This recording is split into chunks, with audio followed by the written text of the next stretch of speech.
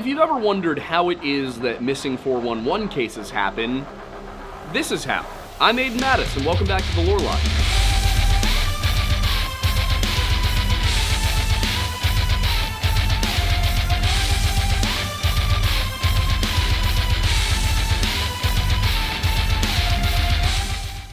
There are a lot of fallen trees in Yellowstone, and you may read or hear that and think, oh, there's a few fallen trees in Yellowstone, but I really need you to understand that what I mean is that there are entire hillsides covered in nothing but fallen trees.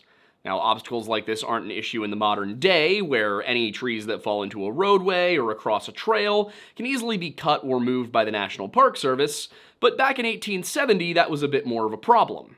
It was also precisely the kind of problem that led 54-year-old Truman Everts to separate from his group, and the inciting incident for the period he thus referred to in his writing as 37 Days of Peril, the story of the first known missing persons case in America's oldest national park. As with many such stories, this one begins with an utterly unprepared individual going somewhere that he had no business being. Simply put, Truman Everts should not have been in Yellowstone in the first place, but somehow he'd wrangled his way onto the team for an expedition into what was, at the time, completely uncharted territory. Led by Civil War veteran Colonel Henry Dana Washburn, the expedition included such names as Nathaniel Langford, Gustavus Doane, Warren Gillette, among others, all of whom were experienced outdoorsmen and capable explorers, and many of them seasoned, battle-tested veterans of the Civil War.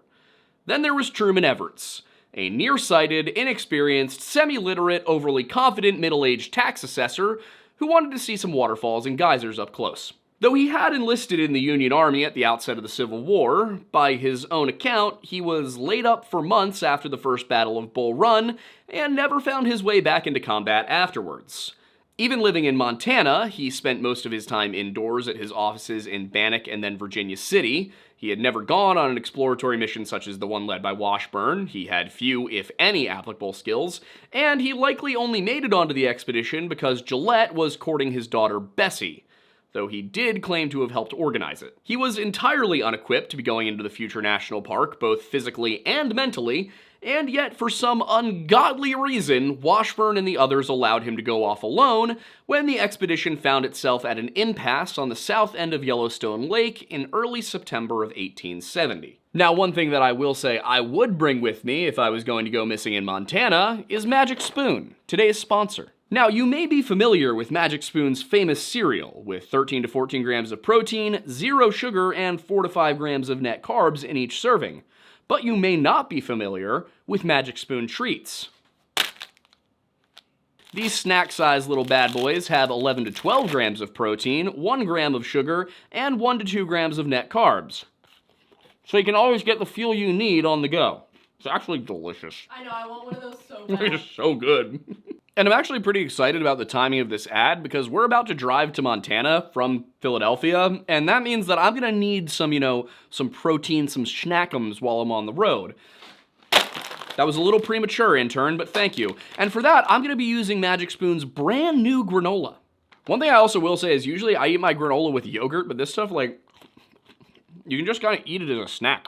Now, while this image here on the bag has been enlarged to show texture, it has 13 grams of protein and, again, 0 added sugar, and it comes in delicious flavors like honey almond and peanut butter, and my personal favorite, this is the dark chocolate almond. I love my chalky granola. Personally, my plan is to see how many times I can do this during the road trip.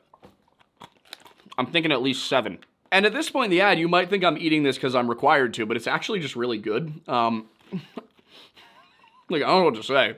And to be perfectly honest with you, I'm super excited about the granola because I am trying to lose some weight right now, and this is a great high-protein, 0 added sugar kind of snackum that I can have on me. I myself am Italian and therefore not very carb-conscious as a genetic thing, but if you're carb-conscious, this stuff's good. It's crispy, it's crunchy, it doesn't have chewy stickiness of a protein bar. So, again, seriously, I'm just snacking on this because I like it. I also just looked at the ingredients for the first time, and the first one listed is almonds, which is a great sign. I am super impressed with how good this is. This is some of the best granola I've ever had. Wow. I'm gonna take this home and eat it in some cherry yogurt. I mean, seriously, guys, like, click the link in the description, use code LoreLodge, and give this granola a try. If you use our code, you get $5 off, and you can also find Magic Spoon on Amazon or in your nearest grocery store. And Magic Spoon is so confident in this product, and I really understand why, that it's backed with a 100% happiness guarantee online, so if you don't like it for any reason, they will refund your money, no questions asked. So like I said, click the link in the description or go to magicspoon.com/lorelodge or, scan the QR code on your screen for $5 off your order. Yeah, this was good stuff. Wow.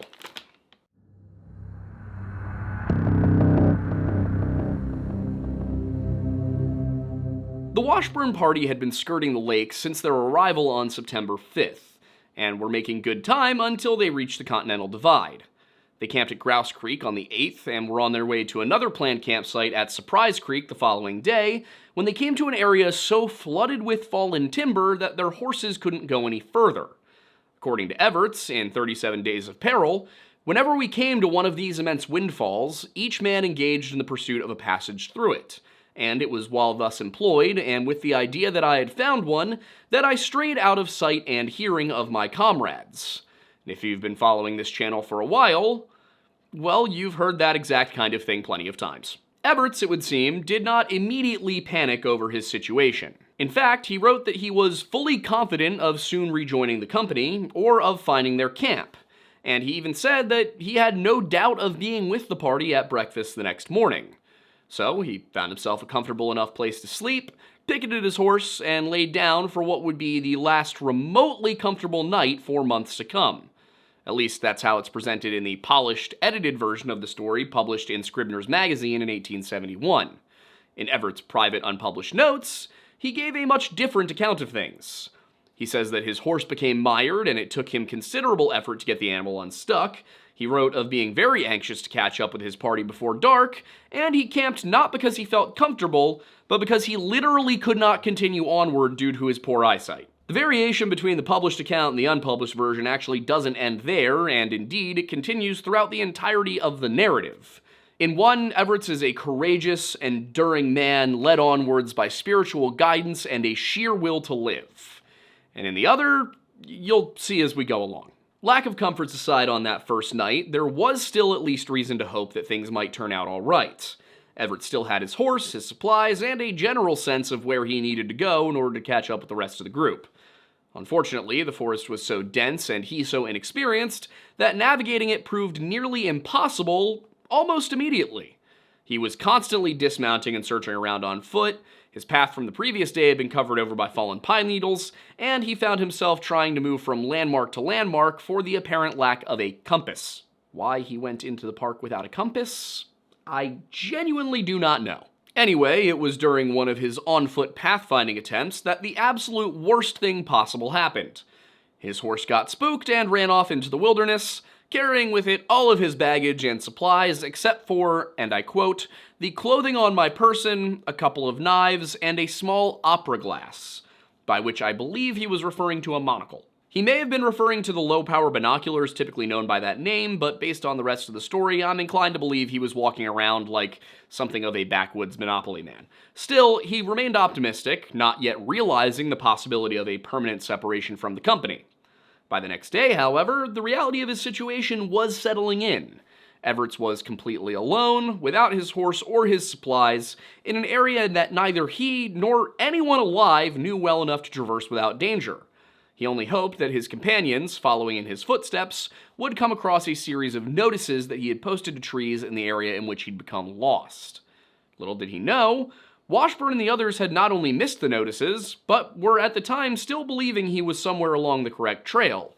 While Everett spent the 10th, the day he lost his horse, somewhere between Channel Mountain and Heart Lake, the rest of the group had found their way through the timber field and made camp at Flat Mountain, where they built a bonfire in hopes that Everts would see the smoke and thus know where to go in order to reach safety. Their actions suggest that Everts had taken a very significant detour, and in fact had gone entirely the wrong direction, because they spent the 11th searching the beaches of Yellowstone Lake for a man who on that same day found himself moving southwest toward Mount Sheridan. Gillette and a soldier named Trumbull spent the night searching the shoreline and leaving notices posted in visible areas, at no point being more than 5 miles from their missing companion. and yet they were totally incapable of figuring out where Everts actually was. It didn't help that Everts, for his part, also had no idea where he was, though he wrote that he intended to traverse the peninsula centrally, by which he meant crossing the area between Flat Mountain and West Thumb, and thereby get ahead of the rest of the party. He somehow ended up traveling southwest instead of northwest.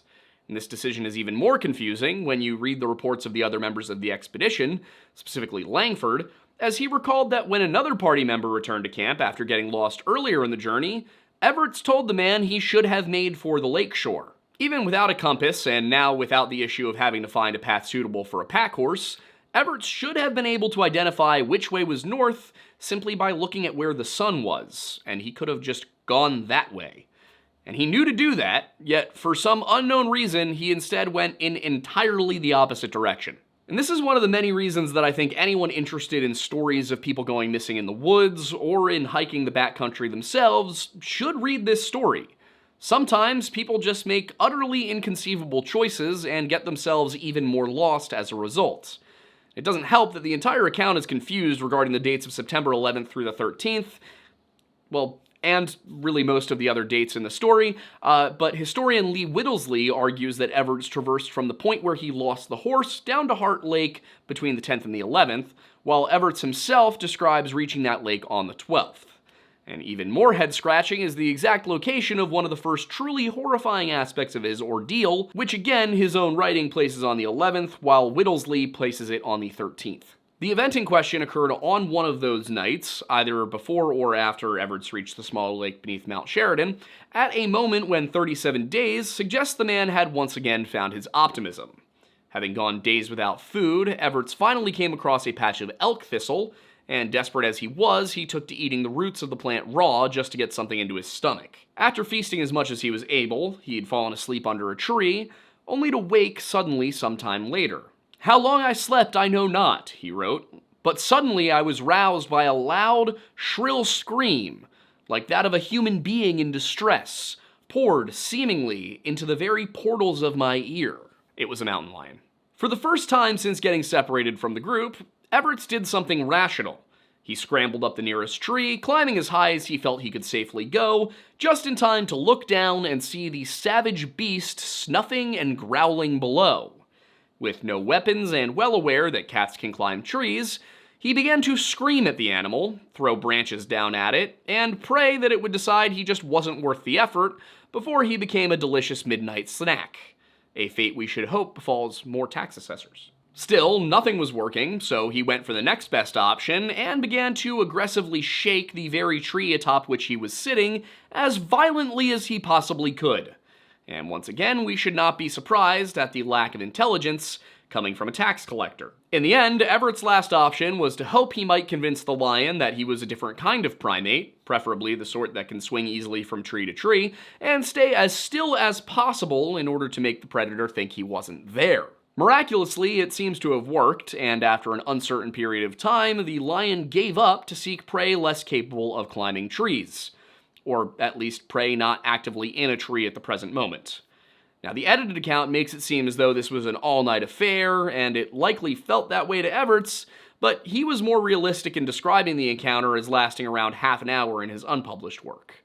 As for whether it happened on the 11th into the 12th, or the 12th into the 13th, that is a little bit more difficult to say, though only relevant to whether or not it transpired before or after he reached Heart Lake. Whatever the case, Everts did reach that lake on either the 11th or 12th, and it was a very welcome sight to the lost man. Surrounded by thermal features such as hot springs and geysers, the perpetual heat and steam rising from the ground made this area into a livable oasis in the midst of the rapidly worsening autumn weather around him. He had endured one hailstorm already, and in many places the snow was piling up 10 to 12 inches high. But here he could be kept warm so long as he didn't set foot into any of the near-boiling pools of sulfuric water which have been known to dissolve bodies in just 24 hours. It wasn't safe, but it was better than wandering around in a predator-infested forest with no supplies and nothing to keep out the cold. At least it seemed that way for the first couple of days. Things were going well enough, as he'd realized he could use his opera glass to concentrate sunlight enough to make a fire, and could thus stay both warm and dry instead of taking a perpetual steam bath. There were plenty of elk thistles around to eat, and they could be roasted or boiled to add some flair, while the encrusted earth above the hot springs made for a very cozy place to sleep at night. He planned to stay a few days, gather his strength, and then press on, only for yet another misfortune to befall him as he slept one night.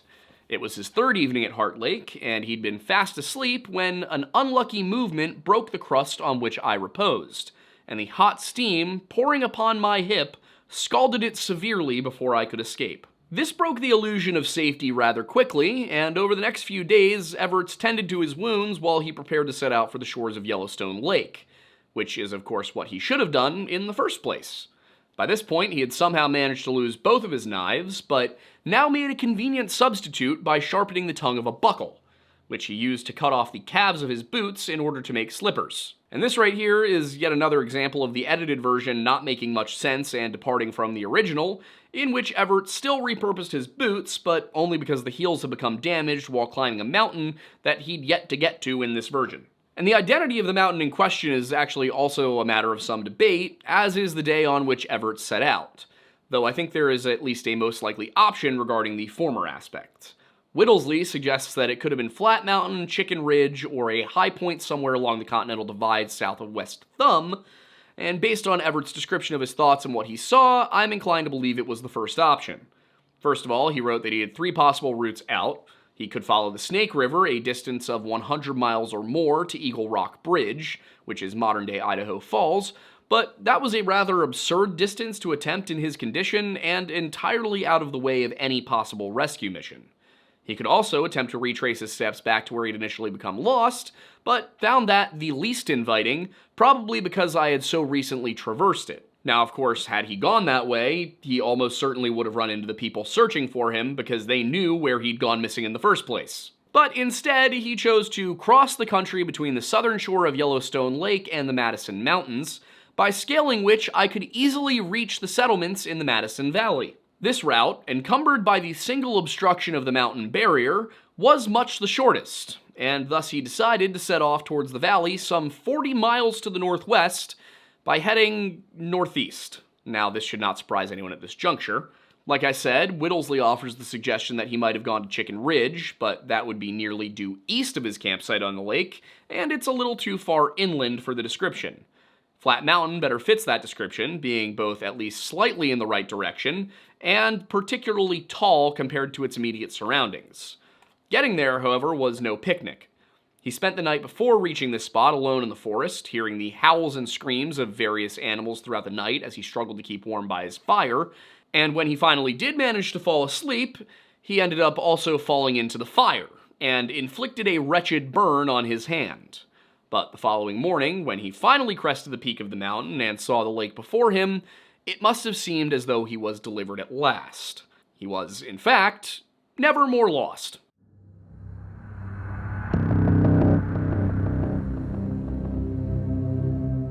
Warren Gillette and his assistants, Privates Williamson and Moore, were at the mouth of the Heart River. Though they were just a couple of miles from Everett's camp, by an utterly incomprehensible coincidence, they had found themselves there at one of the few times when the man they were looking for wasn't at home. His fire lay cold, so without any smoke to alert them to his presence, the trio of riders continued onward down the Snake River, and Everts had no clue he'd come so close to rescue. This spoke to his lack of experience, and modern readers and viewers can take away one very important lesson from this particular bit of misfortune. Stay put. Had Everett simply remained in one place, really at any juncture since he lost the group, he would almost certainly have been rescued within the first week or two that he was missing. In fact, search teams were actively looking for him in the very places he'd been since the moment he disappeared, and he just kept staying a little bit too far ahead of them. And for that reason, and really that reason alone, he was left to find his own way out. With a lighted brand in my hand, I effected a most difficult and arduous descent of the abrupt and stony headland to the beach of the lake. Everett wrote of the afternoon on which he reached Yellowstone Lake, the remainder of which he spent putting together a fire on the beach. He was just about ready to settle in for what should have been a relatively pleasant night when he realized with horror that something was missing. Upon reaching the soft sands beneath the headland, he had taken off the makeshift slippers he'd crafted from his boots while encamped by Heart Lake and fixed them to his belt. At some point during the process of gathering wood for his fire, however, one of them had slipped out, and he now faced the horrible prospect of having to make the rest of this trek out of the wilderness with only one shoe. So, rather than resting, he retraced all of his steps from the previous several hours. Fearful that it had been dropped into the lake and had been carried off by some recurrent wave beyond recovery, he wrote, "My search for an hour among fallen trees and brushes, up the hillside and along the beach, in darkness and with flaming brands, at one moment crawling on hands and feet into a brush heap, another peering among the logs and bushes and stones, was filled with anxiety and dismay." Finally, with hope nearly lost, Everts found his missing slipper hanging from a tree branch, which had nefariously scooped it from his belt, and with a feeling of great relief, he sat down in the sand, my back to a log, and listened to the dash and roar of the waves as they ushered him into what he described as the most restful sleep he'd ever endured. Of course, the entire story about losing his slipper is absent from his unpublished account, and in fact, that version explicitly says he'd made the slippers that day rather than back at Heart Lake, but the editor who prepared the published version clearly had a knack for crafting a more exciting narrative than what reality would otherwise allow, kind of like another guy we've talked about. Whatever the case, we know that Everts' next day was the first truly good one in a while. Rather than risking the wilderness again, he stuck to the shore of the lake, following as it curved north and west around the southern section of the lake's west thumb portion. In the course of doing so, he eventually found himself at one of the Washburn party's camps, though precisely which one is hard to say, and excitedly looked around for any supplies that his companions might have left behind. Unfortunately, he found only a dinner fork and a yeast powder can, and lamented to himself that his companions hadn't thought to leave him any food.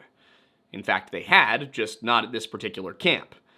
This may be why Whittlesey argues that Everts had found his way to the West Thumb camp occupied by the party from the 12th through the 16th, rather than the one from the night of the 11th, the latter of which seems to track better with the timeline described by Everts. Either way, he was at least on the right track, having found his way to the lake and to a campsite, and all he had to do was follow in the footsteps of his friends.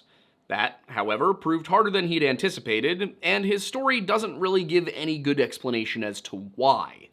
In the published version, he wrote that, carefully inspecting the faint traces left of the course of their travel, I became satisfied that from some cause they had made a retrograde movement from the camp and departed from the lake at some point further downstream. It would appear what he meant by this is that the party had doubled back for some reason, potentially an obstruction in their path. His unpublished material says nothing about this whatsoever, nor does it line up with the passage from 37 Days of Peril, in which he claims to have returned to the campsite and to have built his own shelter from pine boughs. A shelter which caught fire that night as he slept. The fire is there in both versions, but in the unpublished account, the shelter had been built by the Washburn party and he was simply occupying it. Regardless of who built the shelter, the fire was still a pretty big problem, though. The dried boughs went up quickly, and the same wind which had carried embers from the campfire he neglected to douse before going to sleep picked up even more of the burning particles and brought them into the forest. And remember how at the beginning I mentioned that Yellowstone is full of dead trees? Well, most of them are softwoods like pines and firs, and within moments a small brush fire erupted into a wall of flaming timber. The heat woke Everts, who, with singed hair and a burned left hand, quickly scrambled to escape towards the water, though he was unable to save the makeshift fishing line, hook, and knife that he'd carried with him since leaving Heart Lake. He wrote that this was the loss he felt more seriously than any other, though at no point did he record that he'd had any success at fishing, or that the knife had actually been useful in any material way.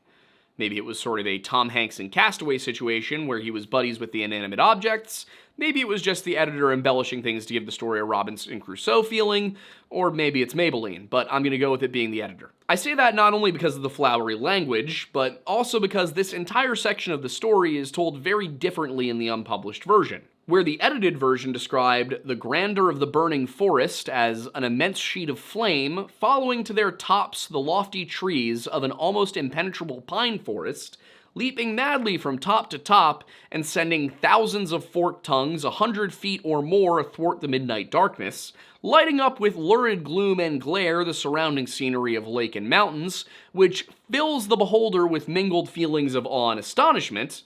The unpublished account simply reads, "But I was not to have so much comfort, for in the night came up a strong wind, and before I could help myself, this fire was blown into my brush, and set it on fire, and with difficulty I escaped without getting burned." I won't dwell on this too long, but I do have to giggle a bit at the sheer difference in vocabulary and grammar between the two versions.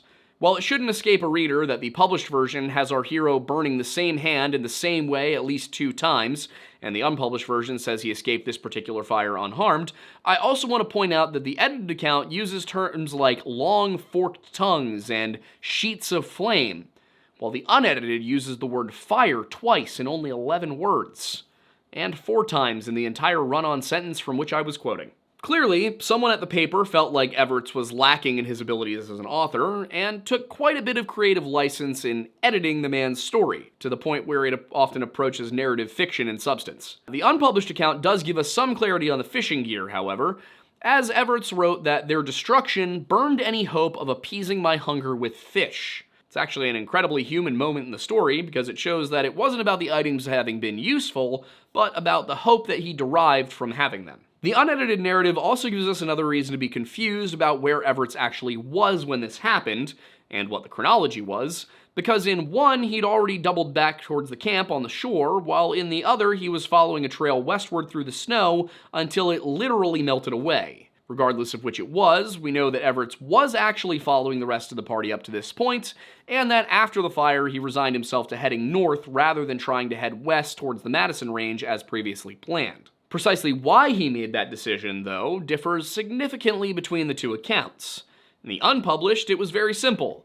He worried that if another snowstorm hit while he was traveling west, he'd be stuck. In the published version, on the other hand, he is Luke Skywalker in The Empire Strikes Back. But Aiden, that movie wouldn't come out for another 107 years, you say. You would be correct. But that doesn't change the fact that 37 Days of Peril insists that after 2 days of struggling through the dense evergreen forest, while Everts was thus considering whether to remain and search for a passage or return to the Yellowstone, he experienced one of those strange hallucinations which many of my friends have misnamed insanity, but which to me was providence. Everts explained that an old clerical friend, for whose character and counsel I had always cherished a peculiar regard, in some unaccountable manner seemed to be standing before me. One can almost picture Everts lying there in the snow, freezing and alone, being told by this ghostly religious figure to go to the Yellowstone system. Sadly, that is not what this unnamed spirit said to him, though it wasn't all that far off. "Go back immediately, as rapidly as your strength will permit," Frontier Obi-Wan Kenobi told Everts. "There is no food here, and the idea of scaling these rocks is madness." Everts, stubborn as he was, replied, "Doctor, the distance is too great. I cannot live to travel it." The spirit, also apparently a doctor, told him to get up and get moving, but Everts knew that strange ghosts standing in forests distributing advice is no basis for a system of wilderness survival. He was convinced that just over these rocks, a few miles away, he would find friends. Though the rocks just a few miles away were in fact steep mountain peaks 9,000 to 10,000 feet tall, and they were actually a good 20 miles away. But valiantly, he told his ghost friend that, as a last trial, "It seems to me I can but attempt to scale this mountain or perish in the effort, if so God wills." "Don't think of it," replied the ghost of Yellowstone present. "Your power of endurance will carry you through. I will accompany you. Put your trust in heaven. Help yourself and God will help you." Now, this line of argument, along with the cryptic mention of other persuasions, was apparently enough to drive Everts to make the decision to return to the lake, and he also reportedly found himself delighted with the idea of having a traveling companion. That companion stuck with him as he meandered back to the water, manifesting now and again whenever he questioned the decision to change his route. And while I am a religious man myself, and certainly willing to believe that an angel appeared to Everts in the form of a familiar face in order to direct him towards salvation, there is certainly also evidence within the story that Everts was losing his marbles. That evidence comes slightly later in the story, though, after he made his way along the lakeshore until he eventually reached the debouche of the river. By this, it's believed that he meant the point where the Yellowstone River flows out of the lake at modern-day Fishing Bridge to begin its journey north towards its junction with the Missouri River in western North Dakota. How he got there, on the other hand, is extremely difficult to say. His own writing seems to suggest that he returned to the party's original route and retraced it, which would have taken him along the southern shore and then up the eastern side, and his unpublished writing explicitly says that 3 days' travel brought me to the south end of the lake, where I got into the trail of our party when we were going into the park and near the Great Falls. The Problem is that the Great Falls, the upper and lower falls of the Yellowstone, are actually a good distance north of the lake, and historians seem to believe that he actually was heading north along the western side of the body of water. And I gotta say that the number of times this man gives the wrong cardinal direction or goes the wrong cardinal direction leads me to believe that even if he did have a compass, he still would have gotten lost. Whatever the case, everything appeared to finally be moving in the right direction when yet another disaster struck. After bedding down one night, long after losing track of how many days it had been since he was last in the company of other humans, and apparently after he'd made it to the point where the river flows out of the lake and as far down as the Great Falls, he faced an entire day where the sun refused to emerge from behind the clouds. With no sun, he had no way to make fire, and thus he spent much of the night shivering and trying to fend off the numbness which crept through his freezing body. Light was just beginning to peek over the mountains to the east, and as he rose to greet the day, he found that his right arm was completely paralyzed from the cold. Fearing lest paralysis should suddenly seize upon the entire system, he wrote, I literally dragged myself through the forest to the river. Once there, he awaited the arrival of the sun, praying that he would be able to make fire and warm his frostbitten limbs before they were lost for good. Those prayers were answered, and as soon as he was able, he kindled a fire using the opera lens, and sat beside it for several hours as he slowly regained feeling in his extremities. He was beside the Grand Canyon of the Yellowstone, probably beneath the towering peak of Mount Washburn, which I myself have now climbed twice and have no desire to climb again. It's not even that bad of a hike, I just really don't like heights. Having been there, though, I can't even imagine what it would have been like to sit below it, knowing how far there is to go between the entrance to the canyon and the relative safety of the valleys beyond the mountains. And Everts also faced another stumbling block here, as my old friend and advisor, the ghost doctor, whose presence I had felt more than seen the last few days, now forsook me altogether. In his place, a new set of companions appeared, and at this point it's clear that Everts was slipping into complete delusion. By some process which I was too weak to solve, he wrote, my arms, legs, and stomach were transformed into so many traveling companions, with whom he would plod along conversing. Now I have been cold, hungry, and tired, but I have never been so cold, hungry, and tired that my limbs and stomach manifested as apparitions to complain about my inability to sustain them. And yet, complain they did. Everts was apparently tormented by these ghostly figures, all of which seemed to constantly beg him to rest or eat or do any other number of things other than keep trudging onwards towards what he hoped was civilization. And Everts even commented in the story about how, they would eat and they would sleep, but they weren't helping with any of the chores. And you're like, okay, buddy. Now, of all of these figures, the stomach was apparently the worst of them, always insatiable and yet eager to reject any real food he managed to find.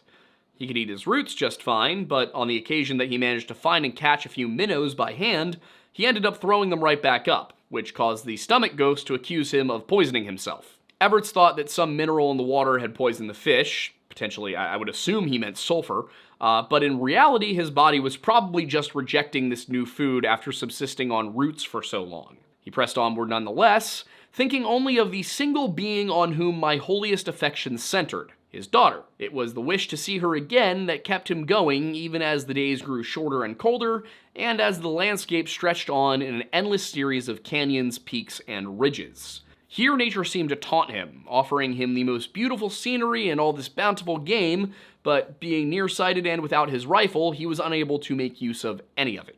Still, he forced himself to continue, and the next experience of note came as he approached Tower Fall at the northern foot of Mount Washburn. It must have been October by this point, though the most anyone can do based off Everts' writing is speculate, and the sheer desperation of his situation is evident through his decision-making. One afternoon, he wrote, I came upon a large hollow tree, which, from the numerous tracks around it and the matted foliage in the cavity, I recognized as the den of a bear.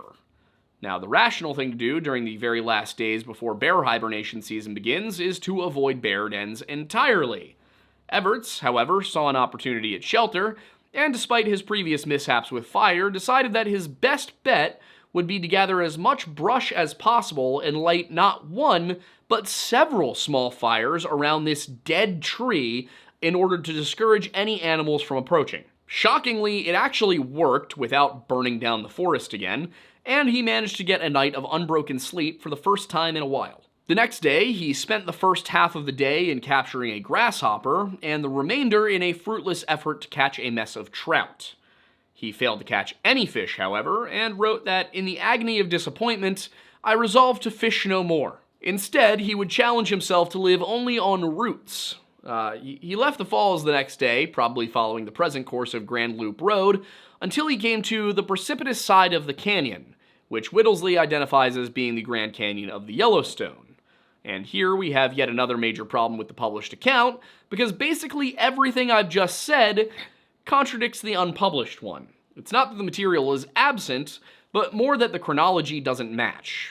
There is no mention of the ghostly companions, whether they be doctors, limbs, or organs. The bear den incident appears to have happened before he even reached the Grand Canyon, let alone Tower Fall, and his reaching and scaling down this precipitous side of the canyon occurred briefly after that, and the paralyzed arm seems to have occurred before the grizzly den. Does any of that really matter in the grand scheme of things? Not really, but it does tell us that the published version of the story may have even been rearranged for narrative consistency without regard for the actual geography of the route. Whatever the real chronology was, and it's entirely possible Everts himself didn't know after everything he endured, the ordeal wasn't over. It may have happened earlier than the published account suggests, but one of the last turns for the worse was the loss of his opera glass. Everts, knowing he would die without the ability to make fire, was forced to retrace miles of his path in the hopes of recovering it, and it would appear that he did so all the way back at the foot of Mount Washburn. He kept pressing on though, and at some point he must have left the canyon behind and headed northwest, apparently trying to retrace the trail by which they'd come into the park. This took him to the western slope of Crescent Hill, where I think it's best to switch perspectives.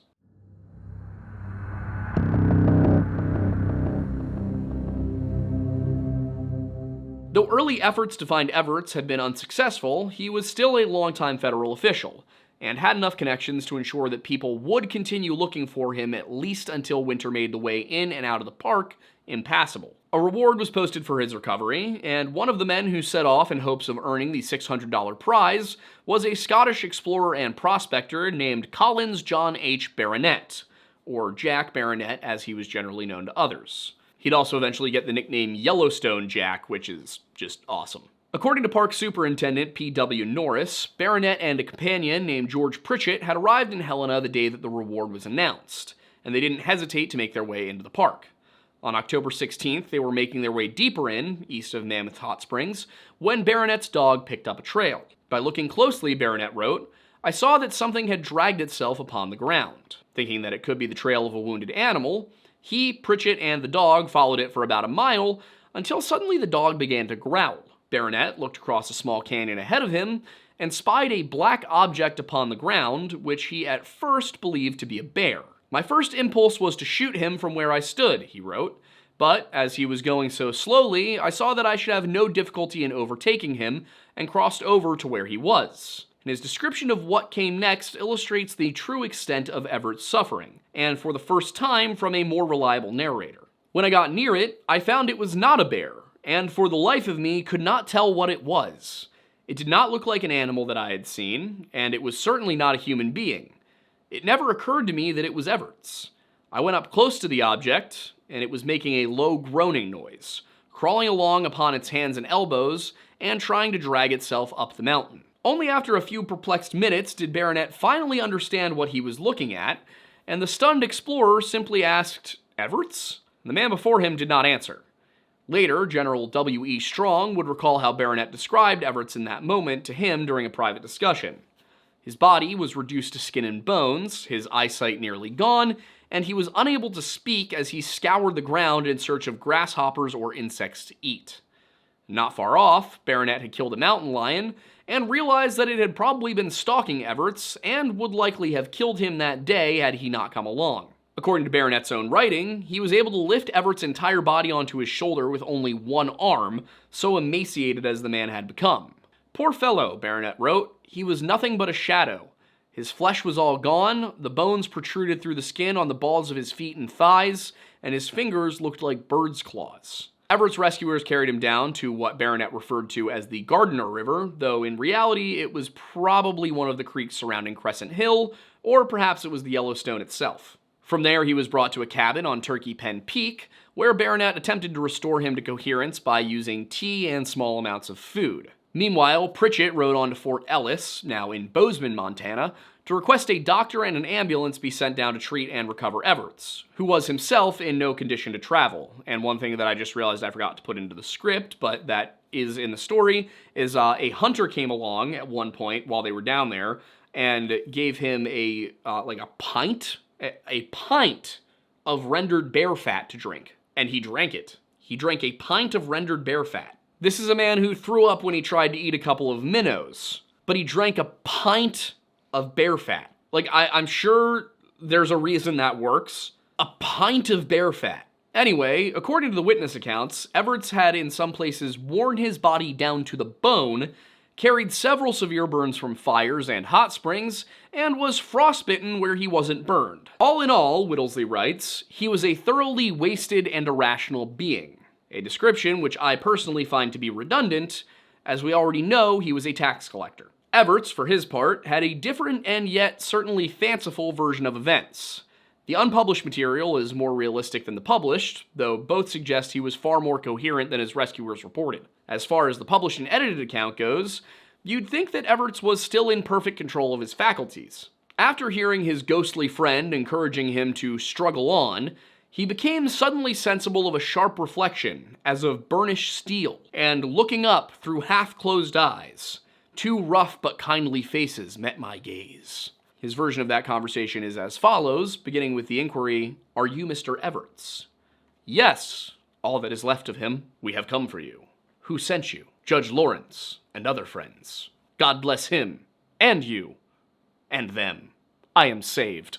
And after speaking that last line, he claimed to have collapsed into unconsciousness. His rescuers apparently managed to rouse him, made camp on the spot, and then Pritchett took off for Fort Ellis. Now, none of that really lines up with the accounts given by the rescuers, and is probably the work of a very clever and narratively inclined editor. Everts' more grounded and unedited writing describes how he was looking for a good place to die when Baronet and Pritchett found him, and how all he could really say in response to their inquiry about his identity was, "Mr. Everts, what there is left of me." Then he managed to get out, "I'm freezing, make a fire." The men did so, wrapped him in blankets, and he then asked if they had anything to eat or drink. And they didn't, but they told him that down the mountain they had some flour, sugar, and coffee, which they could share with him if they could get him down.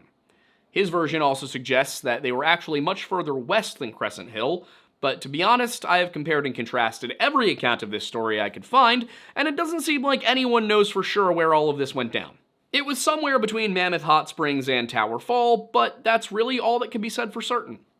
Another thing that can be said for certain is that Everts should have been left in the park, because he may be the most ungrateful missing person to be rescued that I have ever read about. You see, when Baronet and Pritchett returned with a living, breathing Everts, a man who went on to live another 30 years after making a living by stripping hardworking Americans of their wealth as a tax assessor, they expected to receive that $600 reward. Instead, the friends of Everts, who had offered the reward, refused to pay it. And when Jack Baronet eventually went directly to Everts a few years later, he was received so coldly by his rescuee that the mountaineer disgustedly commented to others that he wished he had let the son of a gun roam. It's hard to disagree with Baronet's reasoning. Why Judge Lawrence refused to pay is unclear. Maybe he and his friends expected that Everts would never be found, and so the reward was intended more as a symbolic gesture.